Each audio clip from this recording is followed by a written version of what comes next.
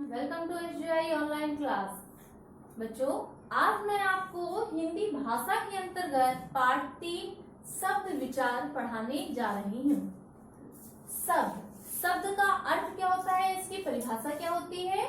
वर्ण या वर्णों का समूह जिसका कोई अर्थ हो उसे शब्द कहते हैं। शब्द किसे कहते हैं? वर्ण या वर्णों का समूह जिसका कोई अर्थ हो उसे शब्द कहते हैं। शब्द के भेद कितने होते हैं? 4 होते हैं। कौन कौन से? पहला, उत्पत्ति के आधार पर, दूसरा, रचना के आधार पर, तीसरा, प्रयोग के आधार पर और चौथा, अर्थ के आधार पर। अब जो ये शब्द के भेद हैं, इनके अंतर्गत इनके कौन कौन से भेद हैं, इनको आप समझेंगे। सबसे पहला है उत्पत्ति के आधार पर। इसमें भी आपके कितने भेद हैं? तत्सम शब्द, तद्भव शब्द, देशज शब्द और विदेशी शब्द। तो इसमें सबसे पहला है तत्सम शब्द। तत्सम अर्थात संस्कृत के समान शब्द, जैसे अग्नि। ऐसे शब्द जो संस्कृत भाषा से लिए जाते हैं वह तत्सम शब्द कहलाते हैं। अग्नि हो गया, दुग्ध हो गया, इस तरीके से सारे शब्द किसमें आएंगे? तत्सम शब्द में। तद्भव शब्द, जैसे इसमें मैंने क्या बताया था? अग्नि, तो अग्नि का हिंदी शब्द क्या होगा? आग। तो आग किसमें आएगा? तद्भव में। दूध, ये भी तद्भव में। उसका परिवर्तित रूप जो हिंदी में लिखा जाता है, जिन शब्दों को हम हिंदी में लिखते हैं उन्हें हम क्या कहते हैं? तद्भव शब्द कहते हैं। देशज शब्द वे शब्द कहलाते हैं जो व्यक्ति अपने देश की भाषा को अपने क्षेत्रीय रूप में प्रयोग करते उसे देशज शब्द कहते हैं। जैसे लोटा, मग्घा, डब्बा आदि, ये सारे किसमें आते हैं? आपके देशज शब्द। विदेशी शब्द क्या है? विदेशी शब्द वे शब्द कहलाते हैं जिनको बोलने पर हम जैसे विदेशों में उन शब्दों को बोलते हैं वैसे ही अपने देश में प्रयोग करते हैं। जैसे डॉक्टर हो गया, पेन हो गया, पेंसिल हो गया, रेजर हो गया, ये सारे किसमें आते हैं? विदेशी शब्द में। इसके बाद बच्चों इसका दूसरा टॉपिक है रचना या बनावट के आधार पर शब्द भेद। तो इसमें कौन कौन सा है? रूढ़ शब्द, यौगिक शब्द, योग रूढ़ शब्द। रूढ़ शब्द क्या है? वे शब्द जो स्वतंत्र अवस्था में पाए जाते हैं, अर्थात उनको तोड़ा या अलग नहीं किया जा सकता है, वे शब्द क्या कहलाते हैं? रूढ़ शब्द कहलाते हैं। जैसे आपका हो गया यहाँ पर कविता, किताब, कलम आदि। इसके बाद है यौगिक शब्द। यौगिक शब्द क्या है? कि जो सार्थक जो समूह होते हैं, 2 शब्दों के समूह से जो शब्द बनता है उसको हम यौगिक शब्द कहते हैं। जैसे पुस्तकालय हो गया, आपका विद्यालय हो गया, ये किसके अंतर्गत आएंगे? यौगिक शब्द के अंतर्गत। इसके बाद है योग रूढ़ शब्द। योग रूढ़ शब्द क्या कहलाता है? वे शब्द जो 2 शब्दों के मेल से तो बनता है परंतु उनका अर्थ तीसरा होता है, उन्हें हम क्या कहते हैं? योग रूढ़ शब्द कहते हैं। जैसे 10 आनन, 10 आपकी संख्या हो गई और आनन आपके सिरों का समूह हो गया, तो 10 सिरों का समूह अर्थात रावण। ये आपका बहुब्रीहि समास में भी आते हैं इस प्रकार के शब्द। तो योग रूढ़ शब्द में कौन से शब्द हैं? ऐसे शब्द जिनका कोई तीसरा अर्थ निकले वो योग रूढ़ शब्द कहलाते हैं। इसके बाद है प्रयोग के आधार पर शब्द भेद। तो प्रयोग के आधार पर शब्दों के 2 भेद हैं। पहला विकारी शब्द और दूसरा अविकारी शब्द। तो विकारी शब्द क्या है बच्चों? विकारी शब्द वे शब्द जिनको लिंग, वचन, क्रिया, काल के अनुसार बदला जा सकता है, उन्हें हम विकारी शब्द कहते हैं। अविकारी शब्द ऐसे शब्द जिनको हम क्रिया, लिंग, वचन आदि के अनुसार नहीं बदलते, अर्थात जैसे हैं वह वैसे ही मिलते हैं, उन्हें हम क्या कहते हैं? अविकारी शब्द कहते हैं। इसके बाद है चौथा अर्थ के आधार पर शब्द भेद। इसमें क्या है? एकार्थी शब्द, अनेकार्थी शब्द, पर्यायवाची शब्द और विलोम शब्द। एकार्थी शब्द क्या है?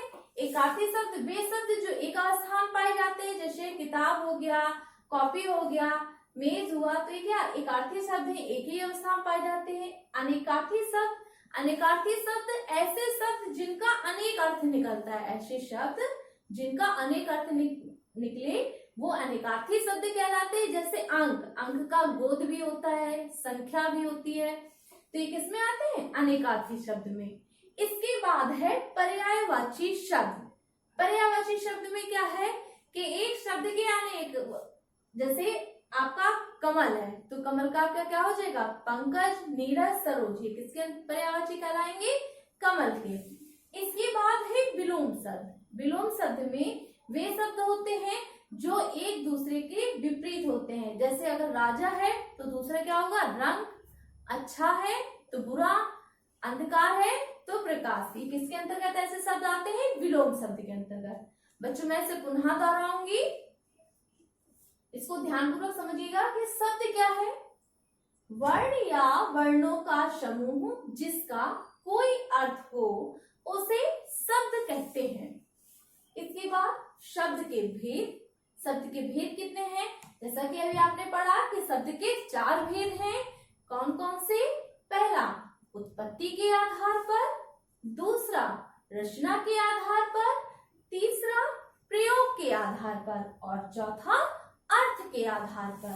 अब बच्चों सबसे पहले क्या था, उत्पत्ति के आधार पर, इसको समझिए और इसके अंतर्गत कितने शब्द आते हैं। तो उत्पत्ति के आधार पर पहला है आपका, इसमें सबसे पहला है तत्सम शब्द, दूसरा तद्भव शब्द, तीसरा देशज शब्द और चौथा विदेशी शब्द। तो तत्सम शब्द में मैंने क्या बताया था कि इसमें संस्कृत के शब्द आते हैं, जैसे अग्नि हो गया, दुग्ध हो गया, ग्रह हो गया, चंद्र हो गया, ये सारे शब्द किसके अंतर्गत आते हैं, तत्सम शब्द के अंतर्गत। तद्भव शब्द की क्या कि उसका बदला रूप, अर्थात जैसे उसमें संस्कृत में लिखा है इसमें वही शब्द हिंदी में आएंगे तो तद्भव रूप हो जाएगा उसका। देशज शब्द क्या है, देशज शब्द में ऐसे शब्द आते हैं जो सामान्यतः लोग प्रयोग करते हैं अपने देश की भाषा के अनुसार। जैसे पगड़ी हो गया, लोटा हो गया, थाली हो गई, मग्घा हो गया, ये सारे शब्द किसके अंतर्गत आते हैं, देशज शब्द के अंतर्गत। इसके बाद है विदेशी शब्द। विदेशी शब्द के अंतर्गत ऐसे शब्द आते हैं जो विदेशी भाषा से लिए गए हों, जैसे ट्रेन है आपका, ठीक है, इसके बाद आपका मेज है, पेंसिल है, डॉक्टर है, ये सारे किसके अंतर्गत आते हैं, विदेशी शब्द के अंतर्गत। इसके बाद सेकंड इसमें है रचना या बनावट के आधार पर शब्द भेद। तो रचना या बनावट के आधार पर शब्द भेद कौन कौन से हैं, रूढ़ शब्द, यौगिक शब्द, योग रूढ़ शब्द। रूढ़ शब्द क्या है, वे शब्द जो स्वतंत्र अवस्था में पाए जाते हैं परंतु उनके कोई टुकड़े नहीं होते हैं, न ही उन्हें अलग किया जाता है, ऐसे शब्द रूढ़ शब्द कहलाते हैं। जैसे कलम, पुस्तक, विद्या आदि। यौगिक शब्द, यौगिक शब्द क्या होते हैं, जो 2 शब्दों के योग से बनते हैं उनको यौगिक शब्द कहते हैं, जैसे विद्यालय, पुस्तकालय आदि। इसके बाद है योग रूढ़ शब्द। योग रूढ़ शब्द क्या है, ऐसे शब्द जिनको बोलने पर वो 2 शब्द की तो प्राप्ति होती है परंतु उसका अर्थ तीसरा निकलता, उसको हम योग रूढ़ शब्द कहते हैं। जैसे दशानन, कमल नयन, इनका क्या है, दोनों शब्द का अर्थ तो है परंतु तीसरा अर्थ भी हमें प्राप्त हो रहा है, तो ऐसे शब्द योग रूढ़ शब्द कहलाते हैं और योग रूढ़ शब्द ही बहुव्रीहि समास के अंतर्गत आते हैं। तीसरा है प्रयोग के आधार पर शब्द भेद। तो प्रयोग के आधार पर शब्द भेद कौन से हैं, विकारी शब्द, अविकारी शब्द। विकारी शब्द क्या है बच्चों, ऐसे शब्द जिनमें लिंग, वचन, कारक समय के अनुसार बदलाव किया जा सकता है, उसे हम विकारी शब्द कहते हैं।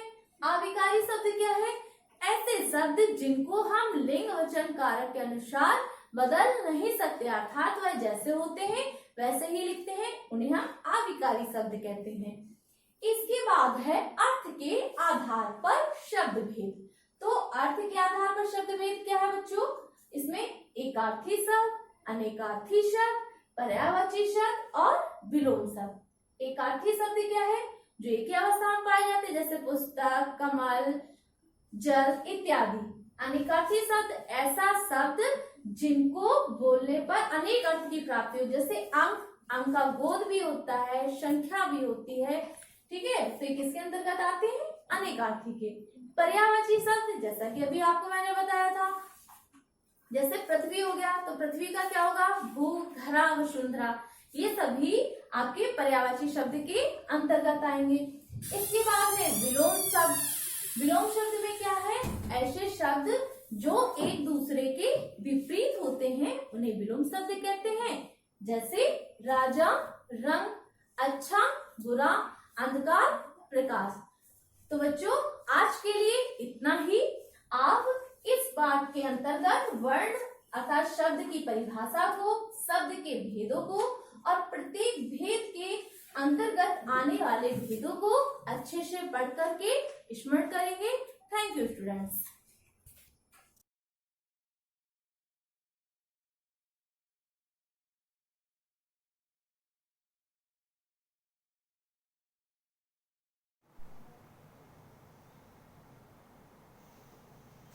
Very good morning students. बच्चों मैंने अपने प्रीवियस लेक्चर में आपको क्लास 8 ज्योग्राफी पार्ट 3 प्राकृतिक वनस्पतियां एवं वन्य जीवन के बारे में बताया था। आज मैं इसी चैप्टर को कंटिन्यू करने जा रही हूँ। चैप्टर कंटिन्यू करने से पहले मैं अपने प्रीवियस लेक्चर का कुछ रिवीजन आपको कराने जा रही हूँ। तो बच्चों मैंने अपने प्रीवियस लेक्चर में आपको बताया था वनस्पतियों के प्रकार। तो उसमें सबसे पहला प्रकार मैंने आपको बताया था उष्णकटिबंधीय वर्षा वन। तो ये जो वन होते हैं ये पश्चिमी घाट तथा लक्षद्वीप, अंडमान निकोबार द्वीप समूह या असम के ऊपरी भागों में भारी वर्षा प्रभावित क्षेत्र हैं।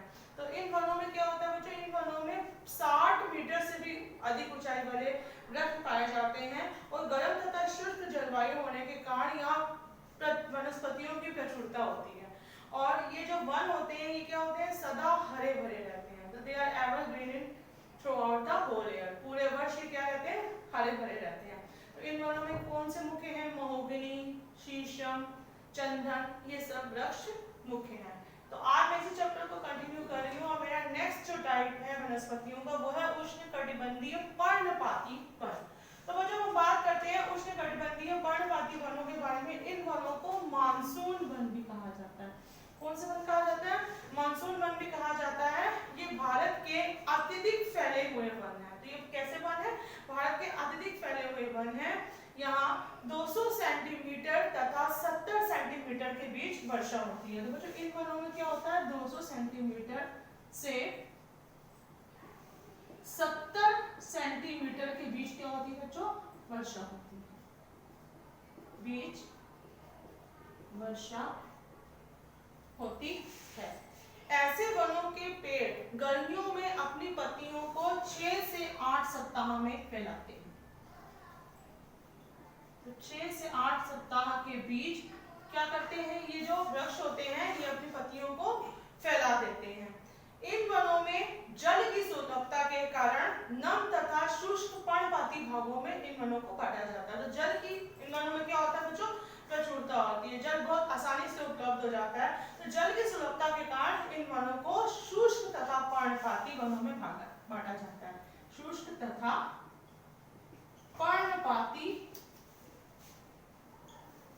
वनों में बांटा जाता है। तो ये वन मुख्यतः देश के पूर्वी भागों, पूर्वोत्तर राज्य, हिमालय की तलहटी, झारखंड, पश्चिम उड़ीसा, छत्तीसगढ़, पश्चिम घाट के पूर्वी ढलान और में पाए जाते हैं। तो ये वन यहाँ पाए जाते हैं। इस वन की जो प्रमुख प्रजाति होती है, इस वन की प्रमुख प्रजाति है बच्चों सागौन। इस वन की जो प्रमुख प्रजाति है वो क्या है बच्चों, सागौन। इस वन की प्रमुख प्रजाति सागौन है। बांस, साल, शीशम, चंदन, कुसुम, अर्जुन, शहतूत इसकी अन्य जाति हैं। शुष्क वन जहां पाए जाते हैं, जहां पे कहां पाए जाते हैं, जहां 100 सेंटीमीटर तथा 70 सेंटीमीटर के बीच वर्षा होती है। ये वन प्रायद्वीपीय पठारों के वर्षा वाले क्षेत्र बिहार तथा उत्तर प्रदेश में पाए जाते हैं। और इन वनों में जो समानता पाए जाने वाले जानवर होते हैं वो कौन से होते हैं, शेर, चीता, सुअर, हिरण तथा हाथी हैं। पक्षियों की अत्यधिक संख्या, छिपकली, सांप तथा कछुए भी यहाँ पर पाए जाते हैं। तो कुल मिलाकर ये वन कैसे होते हैं बच्चों, ये वन हमारे मानसून वन कहलाते हैं और इन वनों की मुख्य प्रजाति हमारी क्या होती है, सागौन होती है। यहाँ 200 सेंटीमीटर से 70 सेंटीमीटर के बीच वर्षा होती है और ये जो वन होते हैं 6 से 8 सप्ताह के बीच क्या करते हैं, अपनी पत्तियों को फैलाते हैं और जल की सुलभता के कारण इनको दो भागों में बांटा जाता है, शुष्क तथा पर्णपाती वन। और इन वनों में पाए जाने वाले जानवर कौन से होते हैं, शेर, चीता, हिरण और पक्षियों की अत्यधिक संख्या, छिपकली, सांप तथा कछुए भी यहाँ पर पाए जाते हैं। अब हम नेक्स्ट प्रकार के बारे में बात करने जा रहे हैं। नेक्स्ट प्रकार हमारा है, नेक्स्ट प्रकार हमारा है उष्णकटिबंधीय कंटक वन और झाड़ियां। उष्णकटिबंधीय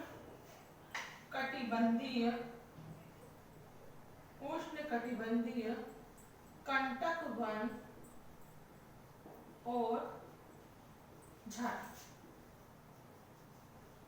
उष्णकटिबंधीय कंटक वन और झाड़ी। तो हम बात करें जा रहे हैं जिन क्षेत्रों में 70 सेंटीमीटर से कम वर्षा होती है, तो जिन क्षेत्रों में 70 सेंटीमीटर से कम वर्षा होती है, जिन क्षेत्रों में 70 सेंटीमीटर से कम वर्षा होती है वहां पर कैसे वन पाए जाते हैं, वहां कांटेदार पेड़ तथा झाड़ियां पाई जाती हैं। इस प्रकार की वनस्पतियां देश के उत्तर पश्चिमी क्षेत्र में पाई जाती हैं। गुजरात की आदि बंजर जमीन, राजस्थान, मध्य प्रदेश तथा हरियाणा में पाई जाती हैं। तो ये इस प्रकार की वनस्पतियां राजस्थान,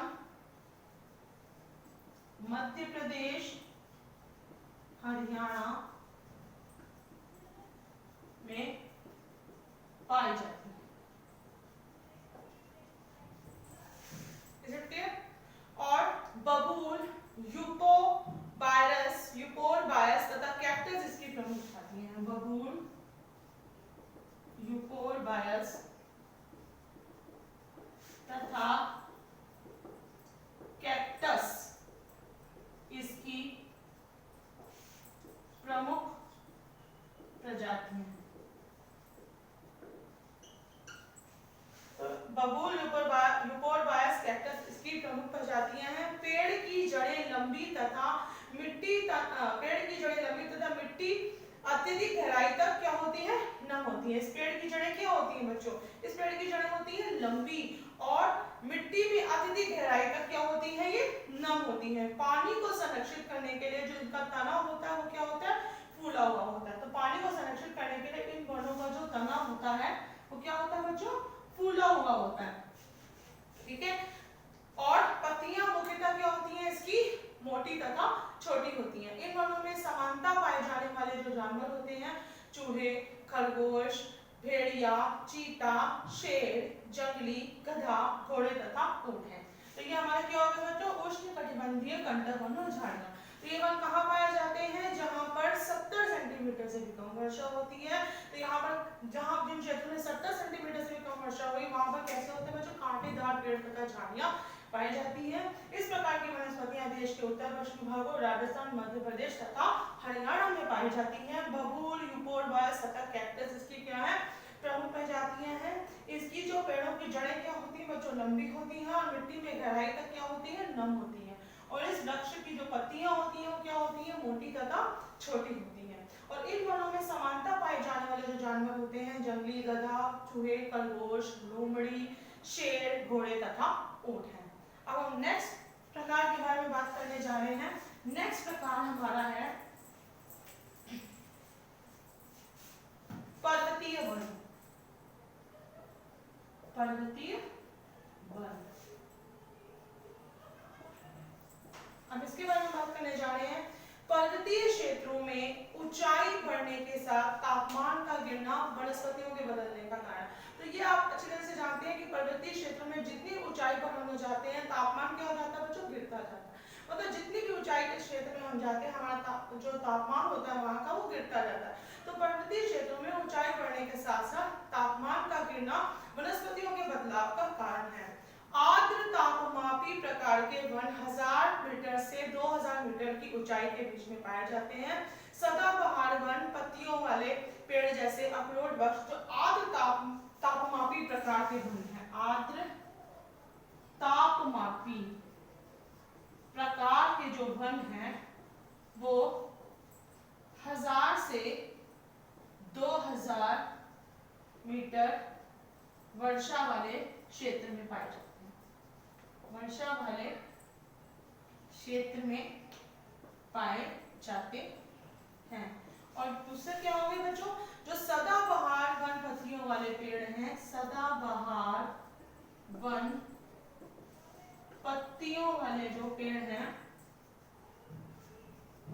सदाबहार वन पत्तियों वाले पेड़ 1500 से 3000 मीटर की ऊंचाई के बीच पाए जाने वाले पेड़ों में कौन से हमारे चीड़, देवदार आदि पाए जाते हैं। ये कहाँ पाए जाते हैं? 1500 से 3000 मीटर ऊंचाई में ये पाए जाते हैं। इसमें कौन से हैं?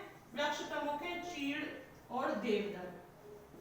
ठीक है बच्चों, चीड़ और देवदार वृक्ष इसके प्रमुख हैं। ये वन अधिकतर हिमालय के पश्चिमी ढाल, भारत के उत्तर पूर्वी तथा दक्षिण के अत्यधिक ऊंचे क्षेत्रों में पाया जाता है। ये वन कहाँ पाए जाते हैं बच्चों? हिमालय के पश्चिमी ढाल, उत्तर पूर्वी क्षेत्रों में ये वन पाए जाते हैं। रजत, देवदार, सनोबर, जुनिपर इसके प्रमुख पेड़ हैं। तो कौन कौन से इसके प्रमुख पेड़ हैं बच्चों? रजत, देवदार, सनोपर इसके क्या हैं? प्रमुख पेड़ हैं। रजत, देवदार, सनोबर, जुनिपर इसके प्रमुख पेड़ हैं। इन वनों में पाए जाने वाले जो जानवर हैं हमारे बारहसिंगा, हिरण, जंगली भेड़, तेंदुआ तथा गिलहरी हैं। तो ये हमारे क्या हो गए बच्चों? पर्वतीय वन हो गए। कहाँ पाए जाते हैं? पर्वतीय क्षेत्रों में पाए जाते हैं। जैसा कि आप जानते हैं कि पर्वतीय क्षेत्रों में ऊंचाई बढ़ने के साथ तापमान का गिरना वनस्पतियों के बदलाव का कारण है। आर्द्र तापमापी प्रकार के वन 1000 से 2000 मीटर वर्षा वाले क्षेत्र, 1000 से 2000 मीटर की ऊंचाई वाले क्षेत्र हैं, वर्षा या ऊंचाई वाले क्षेत्र हैं। ठीक है, ऊंचाई वाले क्षेत्र हैं। और सदाबहार वन जो है पत्तियों वाले पेड़ 1500 से 3000 मीटर ऊंचाई वाले क्षेत्र हैं। ये हिमालय के पश्चिमी ढाल, उत्तरी पूर्वी क्षेत्रों में पाए जाते हैं। इसके प्रमुख जो प्रजातियां हैं रजत, देवदार और सनोबर और जुनिपर हैं। और इन वनों में पाए जाने वाले जो जानवर हैं बारहसिंगा, जंगली भेड़, तेंदुआ, गिलहरी आदि हैं। नेक्स्ट हम लास्ट प्रकार के बारे में बात करने जा रहे हैं, सदाबहार वन, एवरग्रीन फॉरेस्ट।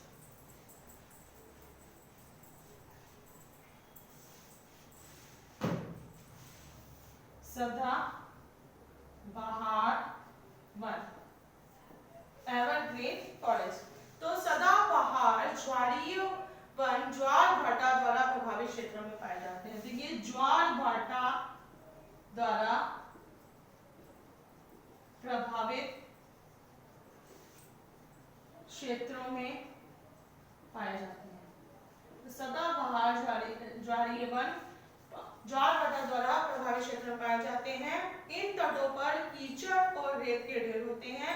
सघन सदाबहार जो वन है हमारे वो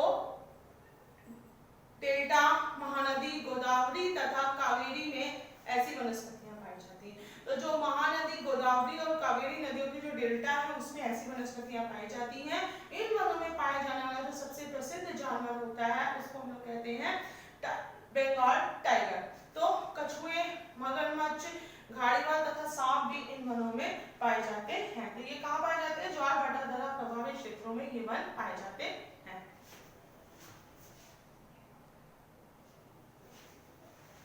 तो बच्चों, मैंने आज आपको 5 प्रकार की वनस्पतियों के बारे में बताया। उष्णकटिबंधीय वर्षावन, उष्णकटिबंधीय पर्णपाती वन, उष्णकटिबंधीय कंटक वन तथा झाड़ियां, पर्वतीय वन और सदाबहार one. Now that's all for today. I will continue this chapter in my next video.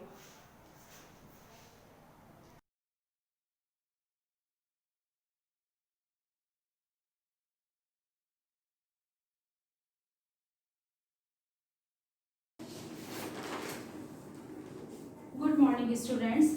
बच्चों, क्लास 8H में ये कंप्यूटर की क्लास है। आज हम लोग chapter number 3 MS power point पे पढ़ेंगे। पावर पॉइंट सबको ये पता है कि प्रेजेंटेशन के लिए ही यूज़ होता है, मेनली ये फेमस ही प्रेजेंटेशन के लिए है। पिछली क्लासेस में हम लोगों ने स्लाइड क्या होती है, एनिमेशन क्या होता है, उसके अलावा हम लोगों ने ये सारी चीज़ें इसमें पढ़ी। आज हम लोग ये पढ़ेंगे कस्टम एनिमेशन इफेक्ट क्या होता है। ठीक है, कस्टम एनिमेशन का मतलब क्या होता है, पहले तो आप लोग ये समझ लीजिए कि हम लोगों ने पिछली बार ये पढ़ा था कि जैसे हम लोग जब हम लोग पावर पॉइंट को ओपन करते हैं तो एक जैसे MS वर्ड में कोई डॉक्यूमेंट खुल गया तो उसमें क्या था, आपको कार्ड की तरह एक चौकोर सा आपको एक फाइल दिखाई पड़ती है। ठीक है, तो वो उस एरिया में हम लोग कोई भी ऑब्जेक्ट इंसर्ट कर सकते हैं। वो ऑब्जेक्ट का मतलब क्या होगा कि सपोज मान लीजिए मैंने यहाँ पे SIC लिखा है। ठीक है, तो ये हमारा SIC हो गया। फिर उसके बाद मान लीजिए हमने यहाँ पे वेलकम लिख दिया है। ठीक, या हम लोगों ने मान लीजिए यहाँ पे हमने कुछ और लिख दिया है, हेलो लिख दिया है। तो इस तरह से या कोई पिक्चर बना दी। तो यानी कि यहाँ पे क्या हुआ कि हम लोग जो आपके ऑब्जेक्ट हैं उन ऑब्जेक्ट पर हम लोग विभिन्न तरीके के एनिमेशन के इफेक्ट डाल सकते हैं। तो ये चीज होती है कस्टम, यानी कि एक ऑब्जेक्ट पर हम बहुत सारे इफेक्ट इसमें डाल सकते हैं। जैसे ये एक स्लाइड हो गई, इस स्लाइड में जो भी हम लिख रहे हैं तो ये एक ऑब्जेक्ट अलग होगा, ये ऑब्जेक्ट अलग होगा, ये ऑब्जेक्ट अलग, यानी कि अलग अलग। जैसे मान लीजिए सपोज जैसे मान लीजिए आपने एक कार्ड बनाया है, यहाँ पे हमने लिखा है वेलकम टू SIC। तो आपका क्या है कि वेलकम जो है वो अलग तरीके से आए कुछ घूमते हुए, और आपका SIC जो है वो किसी और तरीके से आए, मतलब वो डिफरेंट तरीके से आपके सामने रिप्रेजेंट हो रहा है। तो ये चीज होती है कस्टम एनिमेशन, यानी कि आप जो ऑब्जेक्ट का मतलब जो चीज हम लोग उस स्लाइड में लिख रहे हैं वो ऑब्जेक्ट ही होता है। कोई पिक्चर इंसर्ट कर रहे हैं या कोई वॉइस डाले, जो कुछ भी डाले that is called the object. वो सब कुछ ऑब्जेक्ट है और उसमें हमको यहाँ पे कस्टम एनिमेशन इफेक्ट देना है। अब बारी आती है कि कस्टम एनिमेशन जो आपका जो हम लोग ये इसमें इफेक्ट दे रहे हैं कस्टम एनिमेशन का, तो वो कस्टम एनिमेशन आपको कहाँ पर मिलता है। तो सबसे पहले आप क्या करेंगे, स्लाइड शो आपका इसमें एक ऑप्शन होता है जो कि आपका मेन्यूज में ही आपको स्लाइड शो दिखाई पड़ जाता है। जहां पर जैसे ही आप स्लाइड शो पे तो सबसे पहले तो जिस स्लाइड में आपको कस्टम एनिमेशन का इफेक्ट देना है, पहले तो हमने वो स्लाइड सेलेक्ट करी। ठीक है, उसके बाद अब हमने क्या किया, कमांड आपके यहाँ पे जो भी आपकी ये मेन्यूज, सबसे पहले जो स्क्रीन आती है उसमें यहाँ बहुत सारे मेन्यूज होंगे, वहां पे आपका ये इस तरह से आपका स्लाइड शो लिखा हुआ होगा। ठीक है, आपने जैसे ही आपने स्लाइड शो पे क्लिक किया, आप उसके नीचे देखेंगे दूसरी आपके एक नया बार ओपन होके आ जाएगा। उस बार में आपका ये उसमें एनिमेशन का ऑप्शन होगा। एनिमेशन के जस्ट बगल में आपका ये कस्टम एनिमेशन का आपका एक ऑप्शन बना होगा। कस्टम एनिमेशन ग्रुप में या कस्टम एनिमेशन बटन है, जैसे ही आप ये कस्टम एनिमेशन बटन को जैसे ही आप क्लिक करते हैं या आप जैसे इसको ओपन करते हैं, इसको सेलेक्ट करते हैं, आप ये देखेंगे एक नई विंडो आपके सामने ओपन हो जाएगी। ठीक है बच्चों, ये जो नई विंडो आपके सामने ओपन हो रही है, इस विंडो में बहुत सारे बटन हैं। आज हम लोग सिर्फ इसका शॉर्ट वीडियो, क्योंकि ये थोड़ा सा टिपिकल आपका टॉपिक है, इस टॉपिक को हम 2 पार्ट में इसीलिए बताएंगे। तो इसमें आपका एक ऐड इफेक्ट का मतलब ही हो गया कि एक स्लाइड में आप कितने तरीके के इफेक्ट दे रहे हो। ठीक है, तो ये आपको यहाँ पे इसमें सेलेक्ट करना होगा। तो उसको सेलेक्ट करने की सपोज जैसे मान लीजिए हमने पहला ये SIC सेलेक्ट कर लिया। ठीक, SIC सेलेक्ट करेंगे तो वो अपने आप ही आपको यहाँ पे इसके चारों तरफ एक बॉर्डर सा नजर आ जाएगा। दैट मीन्स कि आपका ये पहला ऑब्जेक्ट है, ये आपका सेलेक्ट हो गया है। ठीक है, अब आप इसमें ऐड इफेक्ट इस विंडो में कस्टम एनिमेशन आपका लेफ्ट में कॉर्नर में यहाँ पे ओपन होके आएगा। तो ये अब आप यहाँ पे देखोगे, जैसे ही आप ऐड इफेक्ट में क्लिक करोगे, यहाँ पे ये बना हुआ है जिसको कि हम लोग कहते हैं ड्रॉप डाउन लिस्ट। ये जो ड्रॉप डाउन लिस्ट होता है, यानी कि अगर ये बना हुआ है इसका मतलब ये होता है कि इसके अंदर अभी और बहुत सारे ऑप्शंस हैं। आपने इसके अंदर जैसे ही आपने क्लिक किया, इसमें आपको 4 ऑप्शंस दिखाई पड़ रहे हैं। ये 4 ऑप्शंस हैं आपके entrance, emphasis, exit and motion part. ये बहुत इंपॉर्टेंट है कि कस्टम एनिमेशन में आप कितने तरीके के इफेक्ट्स दे सकते हो। वो 4 मेन इफेक्ट्स होते हैं। वो 4 इफेक्ट्स हैं कौन से, ये जरूर पूछा जाता है। तो एंट्रेंस इफेक्ट क्या होता है, एंट्रेंस जैसे कि नाम से ही है। सपोज अगर आपने ये एंट्रेंस दिया है, तो एंट्रेंस इफेक्ट कब आपको दिखाई पड़ता है कि जब हम लोग स्लाइड शो करते हैं तो वो एंट्रेंस यानी कि जैसे ही वो स्लाइड आपकी स्क्रीन पे आई, तो चूंकि हमने इफेक्ट सारे डाले हुए हैं तो ये SIC वाला एंट्रेंस के साथ ही उसका इफेक्ट आएगा। एंट्रेंस का इफेक्ट आया, एंट्रेंस में अब वो एंट्रेंस में आप क्या इफेक्ट देना चाहते हो कि वो घूमते हुए आए या जिस तरह से भी आपको जो ड्रॉप होते हुए आए किसी भी तरीके, या वो ऐसा करके कुछ इस तरह से सारे अल्फाबेट्स अलग हो फिर जुड़ते हुए दिखाई दे, तो वो जो इफेक्ट है वो अलग होगा। लेकिन वो कब आए? एंट्रेंस में, एम्फेसिस में, एग्जिट में कि मोशन पार्ट में। तो अगर हमने एंट्रेंस सेलेक्ट किया है तो दैट मीन्स क्या, वो शुरुआत में वो इफेक्ट जब हमारी स्लाइड आएगी, स्लाइड के एंट्रेंस के समय, उसी समय उसका इफेक्ट दिखाई पड़ेगा। उसके बाद एग्जिट, ये थर्ड, अभी मैं एम्फेसिस अभी मैं बाद में बता रही हूँ। सेकंड आपका है एग्जिट इफेक्ट। ये एग्जिट इफेक्ट कब आपका शो होता है? एग्जिट इफेक्ट तब शो होता है कि जब हमारी वो स्लाइड जाने वाली, यानी कि अब वो स्लाइड का हमारा काम खत्म हो गया, अब वो जाने को है। तो कभी कभी हम लोग देखते हैं कि जब हमारे पास टीवी में भी हम लोग स्क्रीन में 3 न्यूज अगर आ रही है तो मान लीजिए पहली जो इन्फॉर्मेशन, उसके बाद आपको लगता है जब वो न्यूज खत्म, मतलब वो टॉपिक आपका खत्म हो गया, तो वो पूरा जो इन्फॉर्मेशन है, जो सूचना होती है, वो आप देखते हो कुछ घूमते हुए ऐसे चली गई और फिर दूसरी इन्फॉर्मेशन है। तो यानी कि वो जो इफेक्ट दिया है that is called the animation effect, या उसको हम कह सकते हैं कस्टम एनिमेशन, और वो एग्जिट के समय हुआ है। तो ये इफेक्ट कहलाएगा एग्जिट के समय, ठीक है। यानी कि जब हमारी स्लाइड जो है वो जाएगी तो वो किस इफेक्ट के साथ जाएगी, ये हो गया। अब आपका आता है ये एम्फेसिस क्या होता है। एम्फेसिस का मतलब, ये तीनों डिफरेंस बहुत इंपॉर्टेंट है और एकदम कंफ्यूज होने की जरूरत नहीं है। एम्फेसिस का मतलब ये होता है कि जब आपकी स्लाइड स्क्रीन पर 2, 3 मिनट, 1 मिनट, जितने मिनट रुकी हुई है, तब ये किस तरह का इफेक्ट दे रही है। एक तो होता है वो बिल्कुल स्ट्रेट आके रुकी रहती, कभी कभी आप देखते हैं वो कुछ ब्लिंक करती रहती, मतलब वो पूरे टाइम वो है, मान लीजिए SIC हमारा पूरे टाइम पे रुका हुआ है, लेकिन वो पूरा वो ब्लिंक करता है या इसके कलर्स चेंज हो रहा है। तो ये हो गया एम्फेसिस, कि जब आपकी स्लाइड आके रुकी हुई है तब वो कैसा इफेक्ट दे रहा है। तो ये हो गया।